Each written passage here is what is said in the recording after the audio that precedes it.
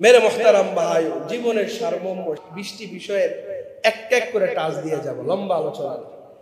আল্লামা তকি উসমানী সাহেব দামাত বারকাতুহুমকে একজনে প্রশ্ন করল, পাকিস্তানের সবচেয়ে গ্র্যান্ড মুফতি আল্লামা মুফতি তাকি উসমানী সাহেবকে জিজ্ঞাসা করা হলো জীবনের সার কথা কি। তো আল্লামা তাকি উসমানী সাহেব দামাত বারকাত তিনি জবাব দিলেন, 20টি সূক্ষ্ম বিষয়ের কথা তুলে ধরলেন যে এই 20টি জিনিসের প্রতি তোমরা খুব লক্ষ্য রাখবা, তাহলে তোমার জীবন সার্থক হয়ে যায়। বলেন সুবহানাল্লাহ। 1 নম্বর হইল সর্বদা আল্লাহর শুকরিয়া আদায় করা। সর্বদা আমি যেই হালাতে আছি সবসময় আল্লাহ তাআলা শুকরিয়া আদায় করবেন। আলহামদুলিল্লাহ, আমার হাত চলে, আলহামদুলিল্লাহ, আমার জবানে কথা বলতে পারি, আলহামদুলিল্লাহ, আমার চোখ দেখায়, আলহামদুলিল্লাহ, আমি পা দিয়ে হাঁটতে পারি, আলহামদুলিল্লাহ, আমার মুখে খাওয়ার রুচি আছে, আলহামদুলিল্লাহ, আমার পেট ভালো আছে, আলহামদুলিল্লাহ, আমি অসুস্থ অন্যের তুলনায় কম, আলহামদুলিল্লাহ, আমাকে আল্লাহ তাআলা সম্মানে রাখছেন, আলহামদুলিল্লাহ, আমাকে আল্লাহ তাআলা শোয়ায় রাখছেন, আল্লাহ তাআলা মারেন নাই, আলহামদুলিল্লাহ। সর্ব অবস্থা আল্লাহ তাআলা শুকরিয়া আদায় করবেন কার? আল্লাহ। 2 নম্বরে আল্লামা তাকি উসমানী সাহেব বললেন, চেষ্টা করো সারা জীবনে কেউ যেন তোমার অভিযোগ অন্য কারো কাছে না করে। আল্লাহর কাছে কখনোই না। তুমি এমন ভাবে চলবা তোমার একটা অভিযোগ যেন অন্য কেউ কাছে না করে, ছেলেটা এমন, লোকটা এমন, তুমি অমন ভাবে ভালো মতন চলো। 3 নম্বর হইল বংশীয় লোকদের সাথে কখনো প্রতিদ্বন্দ্বিতা করো না। ক্ষতি হলেও মেনে নাও, তবে বিরোধিতা করো না, এটা ভালো হবে। বংশীয় লোকের সাথে কোনোদিন প্রতিদ্বন্দ্বিতা করো না। যদিও তুমি ঠকে যাও, সবুর করো, দেখবা এটা তোমার জন্য মঙ্গল নিয়ে আসবে। কোনোদিন এর প্রতিদ্বন্দ্বিতা নেমে যাও না, ও আমাকে একটা করছে আরেকটা নেমে গেলাম, এটার কুফল হবে, সুফল হবে না।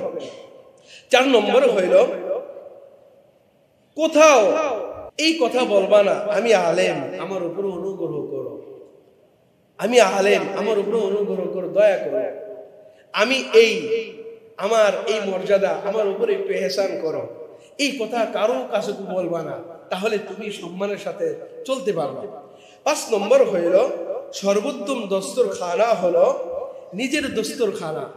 নিজের দস্তরখানার ভিতরে যদি শাক ভাত থাকে, নিজের লবণ দিয়া কাঁচা মরিচ দিয়ে ভাত খান, এটাকে আপনি রাজার হালাতে খাবেন এবং শুকরিয়া আদায় করবেন, এটাই হলো সর্বোত্তম দস্তরখানা। অন্যের দস্তরখানায় মুরগি পোলাও আছে, বিরিয়ানি আছে, তেহারি আছে, কাচ্চি বিরিয়ানি আছে, আরো কত কিছু আছে, এইগুলো দিকে তুমি তাকাও না।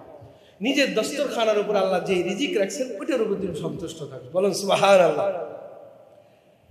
6 নম্বর, আল্লাহ ব্যতীত অন্য কারো থেকে আশা করা যাবে না।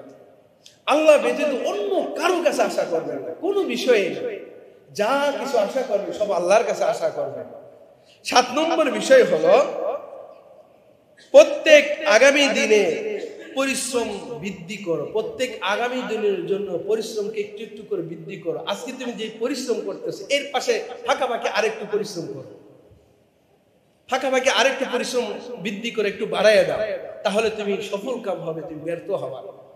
8 নম্বর হইল বিত্তশাল ও অহংকারী ব্যক্তি থেকে দূরে থাকো সবসময়। যারা বেশি ধনী, অহংকারী, ধনী ব্যক্তি খারাপ না, ধনী ব্যক্তি যদি বিনয়ী হয় এই লোক ভালো, কিন্তু ধনী ব্যক্তি অহংকারী, এদের থেকে দূরে থাকবা। যারা অহংকারী এদের থেকে বহু দূরে থাকবা।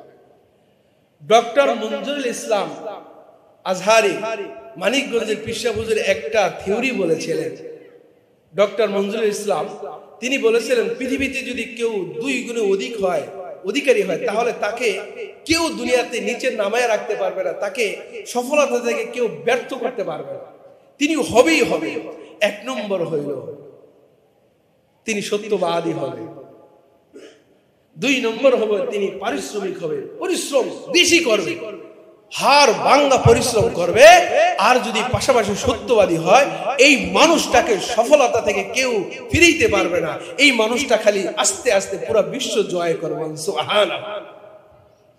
কারণ সত্যবাদী আল আমিন নবী সিদ্দিক উপাধি পেয়েছিলেন। আর যদি আপনার পরিশ্রম থাকে, আর যদি সততা থাকে, সত্যবাদী থাকে, মিথ্যা কথা না থাকে, ইনশাআল্লাহ আপনি 0 থেকে হিরো হবেন।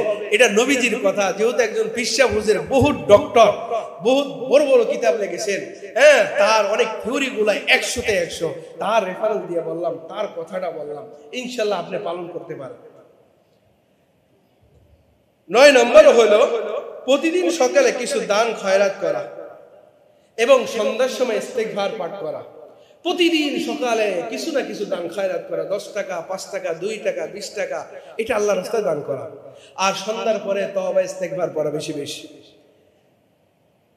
এবং 10 নম্বর হইল নিজের কথার মাঝে মিষ্টতা তৈরি করা, করকর না, তিতা না, নিজের কথার মাঝে মিষ্টতা তৈরি করা। যার সাথে কথা বলবেন সুন্দর ভাষায় মিষ্টি সুরে কথা বলার জন্য চেষ্টা করা, এইটা আপনাকে অনেক উপরে উঠাইয়া দিবে।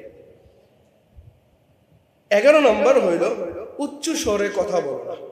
এমনকি ছোট বাচ্চাদের সাথেও কখনো উচ্চ স্বরে কথা বলো না। অনেকে আমরা মা বাবারা ধমক দেয়, একটা কিছু বললে বাবারা ধমক দেয়, অনেক ছোট্ট বাচ্চাদেরকে একটা ধমক দেয়, এই ধমক দেওয়া যাবে। আপনি যদি জীবনের সাফল্য অর্জন করতে চান, কারোর সাথে উচ্চ স্বরে কথা বলা যাবে না। তবে ইসলাম এবং কোরআন হাদিসের বিরুদ্ধে কথা বললে শুধু উচ্চ স্বরে কথা বলা না, ঘরে বসে থাকা না, হাতকে গুদাইয়ে রাখা না, আপনাকে রাজপথে নেমে তার শাস্তির সর্বোচ্চ নিজের চেষ্টা করা, এটা আবার ফরজ। সুবহানাল্লাহ। নিজের খায়সাতের জন্য না। 12 নম্বর হলো যে জায়গা থেকে তোমার রিজিকের ব্যবস্থা হচ্ছে সেই জায়গার কে মনে প্রাণে সম্মান করে। যেখান থেকে আপনার রিজিকটা আসতেছে, দোকান, যে যার চাকরি আপনি করতেছেন, যার অনুগ্রহ, তাকে বহু ভালোবাসা, মনে প্রাণে ভালোবাসা। তাকে যদি ভালোবাসতে পারেন, আপনার ভালোবাসাটা যত হবে আপনার স্যালারিটা তত বেশি হবে। সুবহানাল্লাহ। এই জন্য তার বিরোধিতা না করা। যেখান থেকে রিজিক আছে ওই প্রতিষ্ঠানকে বেশি ভালোবাসা। আল্লাহু আকবার।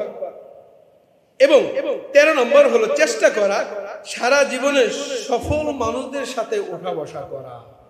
যারা সফল হয়েছে তাদের সাথে ওঠা বসা করা। আল্লামা তাকি উসমানী সাহেব বলেন, তুমিও একদিন এই সফল ব্যক্তিদের সাথে ওঠা বসা করার কারণে তুমিও সফল হবা। এই জন্য দেখা যায় রাজনীতিবিদের ভেতরে যারা ছোট কাল থেকে রাজনীতি, যারা রাজনীতিবিদদের নেতাদের সাথে আস্তে আস্তে চা ঠা দিয়ে দেখবেন এরা একদিন নেতা হয়, পাতি নেতা হয়ে যায়, পাতি নেতা থেকে গ্রামের নেতা হয়ে যায়। স্বাভাবিক। আপনি যদি ছোট কাল থেকে হালুল্লাহদের সোহবতে থাকেন, আপনার চিন্তা একদিন আপনি হালুল্লাহ হয়ে যাবেন, একজন ওলি হয়ে যাবেন, এটা স্বাভাবিক। বড় একজন ব্যবসায়ীর সাথে যদি আপনি সময় দেন, একদিন আমি বড় ব্যবসায়ী হয়ে যাবে। আপনি যখন এখান থেকে যাবেন তখন ব্যবসায়ের সমস্ত আপনার জিনিস আপনাকে ওই ব্যবসায়ীর মালিক আপনাকে শিখিয়ে দিচ্ছে। আপনি এখন নিজ গ্রামে, অজপাড়া গ্রামে যদি আপনি দেন, আপনি সফল কাম। এই জন্য সব সেক্টরে সফল ব্যক্তিদের সাথে ওঠা বসা করা। 15 নম্বর পিতা মাতা, শিক্ষক ও আত্মীয় স্বজনদের সাথে উত্তম আচরণ করা, এদেরকে সাথে ভালো আচরণ করবে। 16 নম্বর হইল সব কাজের মধ্যম পন্থা অবলম্বন করা। মধ্যম পন্থা বাড়াবাড়িও না, একদম ছেড়ে দেওয়া না, মধ্যম পন্থা অবলম্বন করা। 17 নম্বর হইল জনসাধারণের সাথে সুসম্পর্ক বজায় রাখা। একদম আম লোকের সাথে, সবার সাথে সুসম্পর্ক বজায় রাখা। শত্রুর সাথেও ভালো, ভালো মানুষের সাথেও ভালো, ধনীর সাথেও ভালো, ছোট্ট মিসকিনের সাথেও ভালো। যদি জনসাধারণের সাথে ভালো সম্পর্ক বজায় রাখেন, তাহলে এখান থেকে অনেক কিছু আপনি শিখতে পারবেন। 18 নম্বর হইল একজনের অভিযোগ অন্যের কাছে না করা। একজনের অভিযোগ আরেকজনের কাছে আমি কোনোদিন করবো না। নবী করিম সাল্লাল্লাহু আলাইহি ওয়াসাল্লাম এই অভিযোগকারীকে অপছন্দ করতেন। যাকে আল্লাহ রাসূল অপছন্দ করতেন, তিনি যদি এই কাজে করেন তাকে তার উপর গজব করবে। এই জন্য কারো অভিযোগ কারো কাছে কখনো করবেন না। 19 নম্বর হইল সব কথা ইতিবাচক ভাবে উপস্থাপন করা, এর দ্বারা অনেক সমস্যার সমাধান হবে। 20 নম্বর হইল বড়দের মজলিসে যখন যাবেন ছোটরা চুপ থাকবেন। বড়দের মজলিসে যখন যাবেন ছোটরা চুপ থাকবেন। কথাগুলা খুব দামি কথা, এই জন্য আপনাদেরকে শোনাইলাম। আল্লাহ তাআলা আপনাকে আমাকে এই উক্ত কথাগুলোর উপরে আমল করার তৌফিক দান করুক। সকলে বলে আমিন।